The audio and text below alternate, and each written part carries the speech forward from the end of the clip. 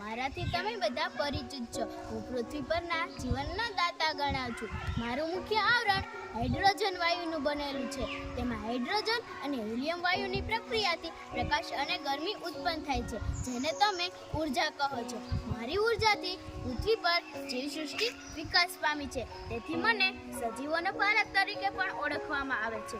મારે કુલ 8 ગ્રહો છે: બુધ, શુક્ર, પૃથ્વી, મંગળ, ગુરુ, શનિ, યુરેનસ અને નેપચ્યુન. આ બધા મારા ગ્રહો છે. તો ચાલો આજે હું આ મારા બધા ગ્રહો સાથે તમને પરિચય કરાવું છું. બુધ, હું સૂર્યની સૌથી નજીક છું. હું પીળાશ પડતા રંગનો છું. મને કોઈ વાતાવરણ અને ઉપગ્રહ નથી.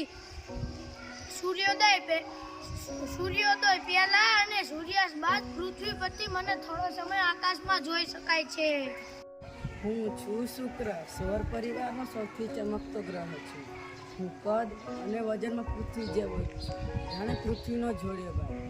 હું ચલકાટમાં ચંદ્રને મળતો આવું છું. મારે એક પણ ઉપગ્રહ નથી. મારી આસપાસ વાયુ અને વાદળોના ઘટ આવરણોના કારણે મારો બહુ અભ્યાસ થઈ શક્યો નહીં. હું છું પૃથ્વી. શુક્ર અને મંગળની વચ્ચે મારું સ્થાન છે. પોતાની ધરી પર હું 24 કલાકમાં 1 ઘંટો પૂરો કરું છું, જ્યારે સૂર્યની આસપાસ મારે લગભગ 365 દિવસ લાગે છે. દિવસ રાત ઋતુઓ જેવી ઘટનાઓ ફક્ત મારા પર જ જોવા મળે છે. તેથી માત્ર જીવન સૃષ્ટિ મારા પર જ વસી છે. મારે એક ઉપગ્રહ ચંદ્ર છે. હું છું મંગળ, લાલ રંગનો ચમકતો ગ્રહ છું. મારે આછું વાતાવરણ છે. મારા ઉપર પૃથ્વી કરતાં વધુ ઠંડી અને ગરમી પડે છે. મારે 2 ઉપગ્રહો છે. વૈજ્ઞાનિકો મારા પર જીવસૃષ્ટિ વિકસાવવાના પ્રયત્ન કરી રહ્યા છે. હું છું ગુરુ. હું આછા પડતો પીળાશ પડતો સફેદ ગ્રહ છું. મારી આસપાસ વાયુઓનું વાતાવરણ છે. હું ખૂબ ઠંડુ હોય છે એવું મનાય છે. હું સૌરમંડળમાં સૌથી મોટો ગ્રહ છું. મારે 79 ઉપગ્રહો છે. હું છું શનિ. હું ગુરુ અને યુરેનસની વચ્ચે આવેલો છું. મારે 62 કરતાં પણ વધારે ગ્રહો છે. તેથી મને પાઘડીયો ગ્રહ પણ કહેવામાં આવે છે.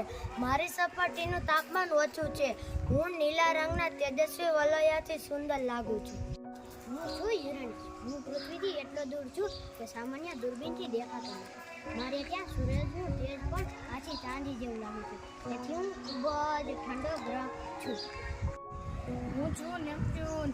મારો રંગ લીલા રંગનો ગ્રહ છું. મારા વાતાવરણમાં મિથેન નામનો ઝેરી વાયુ છે.